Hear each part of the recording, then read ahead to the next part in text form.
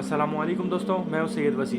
तो जैसे हुजूर अलैहिस्सलातु वस्सलाम ने फरमाया था कि क़यामत से पहले वक्त एक ऐसा आ जाएगा कि लोग हलाल को हराम और हराम को हलाल बना लेंगे।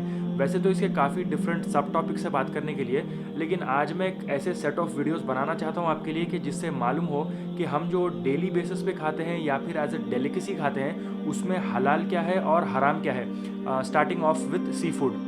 और एक बात हमें दिलो दिमाग में बिठाने की ये ज़रूरत है कि जो इंसान हराम खाता है, अगर वो अल्लाह रब्बुल इज़्ज़त की बारगाह में दुआ करता है रोते हुए, हत्ता कि रोते रोते उसे मौत भी आ जाए, तब भी अल्लाह रब्बुल इज़्ज़त ऐसे इंसान की दुआ को कबूल नहीं करते।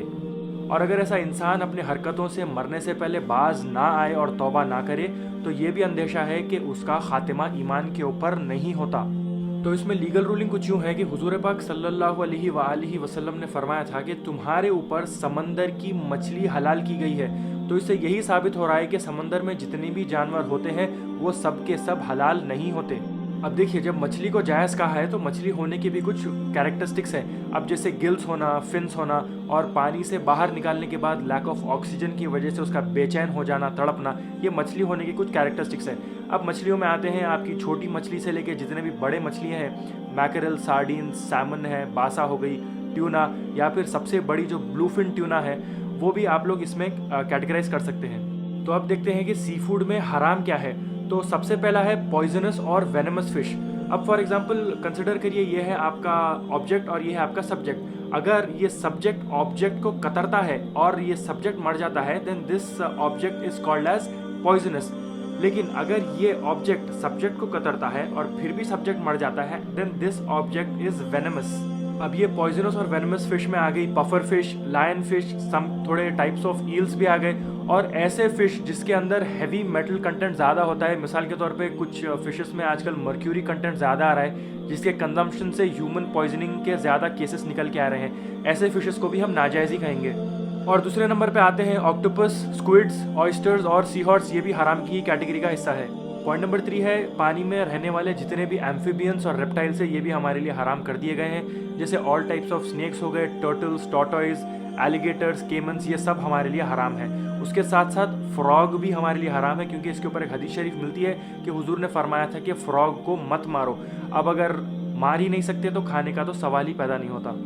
उसके बाद पॉइंट नंबर 4 पे आते हैं शार्क्स, डॉल्फिन्स और वेल्स, जो लॉज ऑफ फिश ओबे नहीं करते, क्योंकि पानी से निकालने के बाद ये उसी तरीके से बेचैन नहीं होते जिस तरीके से कुछ छोटी मछलियाँ होती हैं, और ये पानी के बाहर काफ़ी देर तक जिंदा भी रह सकती हैं। तो पॉइंट नंबर 5 है डाइड फिश। मैं यहाँ पे डेड फिश की बात नहीं कर रहा हूँ, यहाँ पे डाइड फिश की बात कर रहा हूँ। मिसाल के तौर पे कोई एक फिश है जिसको इंटरनल इंजरी या कोई प्रॉब्लम की वजह से वो मर गई, और उसकी वजह से वो इधर पानी के बॉटम के ऊपर या फिर इधर पानी के सरफेस के ऊपर जो फ्लोट करने लग गई, ऐसी फिश भी हमारे कंजम्पशन के लिए हराम है।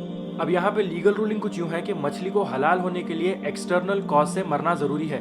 जैसे उसको पानी में से डायरेक्टली निकाल के मारना है, या फिर बो एंड एरो हो गई, स्पीयर हो गई, इलेक्ट्रिसिटी हो गई, या लैक ऑफ ऑक्सीजन की वजह से वो मर गई। तो there has to be some और दी अदर एक्सटर्नल कॉज उसको मरने के लिए, तभी वो आपके लिए हलाल होती है। कुछ लोग ऐसे भी होते हैं जो एहतियातन मार्केट से लाइव फिश खरीदते हैं कंजम्पशन के लिए, ताकि ऐसे जो प्रॉब्लम से उससे बच जाएं। लेकिन जब आप मार्केट में फ़िश खरीदने जाते हैं तो it is very very highly unlikely कि आपको वहाँ पे डाइड फिश मिले, क्योंकि वहाँ जितने भी मोस्टली जो फिशेस होती हैं वो पूरे डेड फिश होती हैं, जो आपके कंजम्पशन के लिए परफेक्टली हलाल है। अब लास्टली बात करते हैं कुछ इख्तलाफी मैटर्स ये सी फूड के मामले में। तो जो इमाम आज़म अबू हनीफा का जो फ़िक़्ह है, उसके अंदर क्रैब्स और लॉबस्टर्स ये तो कम्प्लीटली हराम है, इसके अंदर दूसरा कोई सेकंड ओपिनियन नहीं है।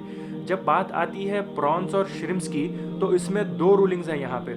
एक रूलिंग ये है कि जो लोग समझते हैं कि प्रॉन्स और श्रिम्प ये मछली की कैटेगरी में आते हैं, वो लोग इसे हलाल समझते हैं और इसे खाते भी हैं। और जो लोग ये समझते हैं इमाम आज़म की फ़िक़्ह में कि ये श्रिम्प और प्रॉन मछली की कैटेगरी में नहीं आता, वो लोग के लिए ये हराम है और वो इसे कंज्यूम भी नहीं करते।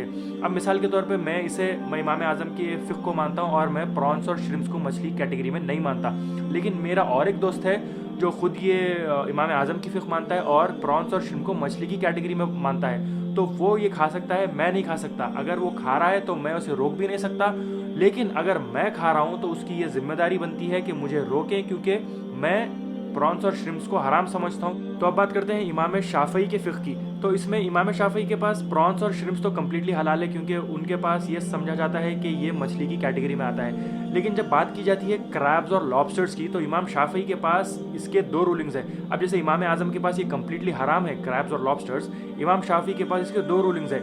एक सेट ऑफ शाफई स्कॉलर्स ये बोलते हैं कि क्रैब्स और लॉबस्टर्स कम्प्लीटली हराम है, लेकिन एक सेट ऑफ शाफी स्कॉलर्स ये भी बोलते हैं कि क्रैब्स और लॉबस्टर्स हलाल भी है। ये रूलिंग सब इनके कुरान मजीद और अहादीस से ही हैं, हम इसमें कोई इख्तलाफ नहीं करते।